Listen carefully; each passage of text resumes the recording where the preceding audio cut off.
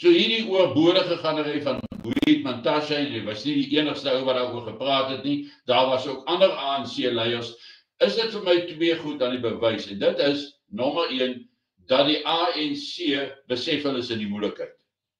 Hulle moet grondvat en vir die mense, die bevolking op voedselvlak wys hoe sterk hulle is en wat hulle alles kan doen teen hierdie magtige minderheid van wit mense.